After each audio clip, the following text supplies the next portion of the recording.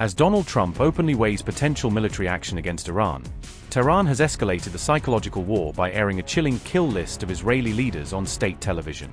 Crosshairs appearing over Benjamin Netanyahu's face on Iranian TV come amid reports of US-Israel war planning.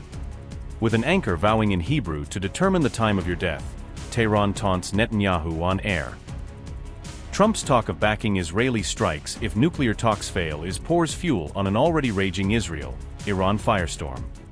Amid reports that Trump may back future Israeli strikes on Iran, a shocking new hit list broadcast from Tehran has sent political shockwaves through Tel Aviv and Israel's security establishment. On February 12, Iranian state-run TV aired a segment that openly named top Israeli officials as assassination targets, escalating the war of words into direct personal threats. The list included Prime Minister Benjamin Netanyahu, Mossad chief David Barnea, and Defense Minister Israel Katz, placing Israel's political and intelligence leadership squarely in Iran's crosshairs. IDF Chief of Staff Eyal Zamir, Air Force Chief Tomer Bar, and military intelligence head Shlomi Binder were also named on air, extending the threat to Israel's top uniformed commanders. Operations Directorate head Itzik Cohen rounded out the 7-name list aired on the OFO network, signaling that Iran is symbolically targeting every pillar of Israel's warfighting machine. On screen, graphics showed crosshairs superimposed over photos of each Israeli official, turning the broadcast into a chilling visual of potential assassination.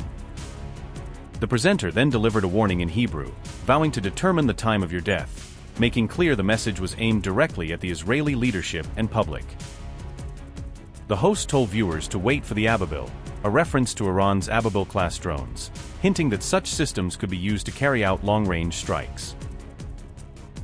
This broadcast lands against a backdrop of repeated Iranian warnings that it would hit both Israeli and US targets if any confrontation over its nuclear program crosses the line into open war.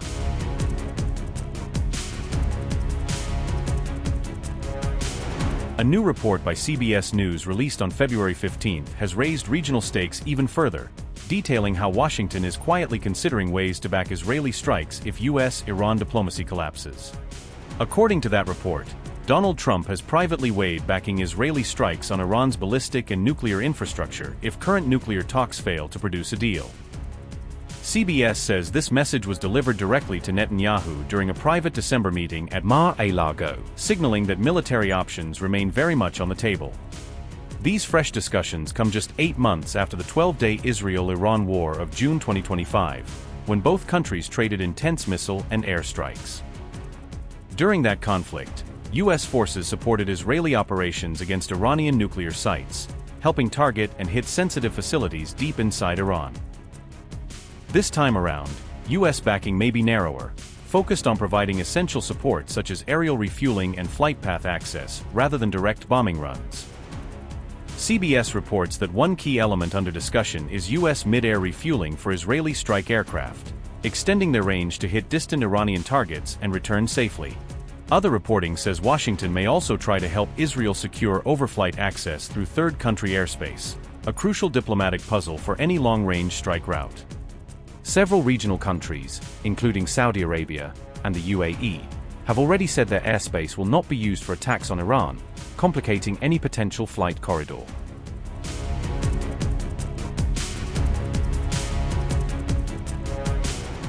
Trump has publicly warned Iran that it must reach a nuclear deal or face very traumatic consequences, pairing negotiations with stark threats of escalation.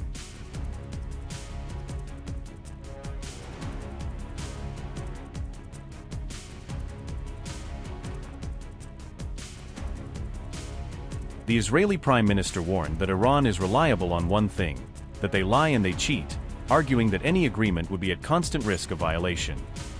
I will not hide from you that I express my skepticism of any deal with Iran because, frankly, Iran is reliable on one thing. They lie and they cheat. But I said that if a deal is to be reached, it should have several components that we believe are important not only for the security of Israel, but for the security of the world. All of this reporting surfaced just as Iran's foreign minister was heading to Switzerland for a second round of indirect talks with the United States, underscoring the dual track of pressure and diplomacy. A second round of US-Iran nuclear negotiations is slated for February 17th in Geneva, with mediators hoping to narrow gaps over enrichment, inspections, and sanctions relief. Washington is seeking strict limits on Iran's enrichment levels and stronger inspections, betting that such steps could cool the post-war standoff if Tehran agrees. Iran, for its part, has signaled some flexibility on nuclear steps in return for meaningful sanctions relief, but still insists on retaining what it calls its sovereign right to enrich.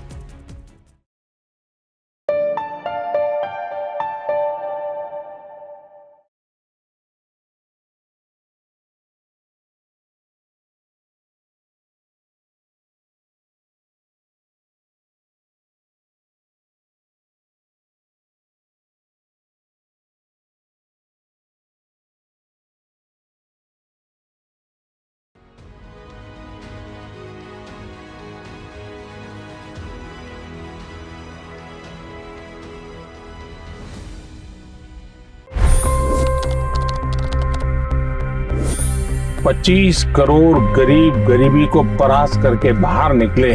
For the good of our nation, let's work together and let's truly make America great again.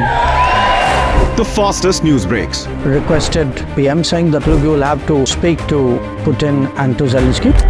The biggest newsmakers.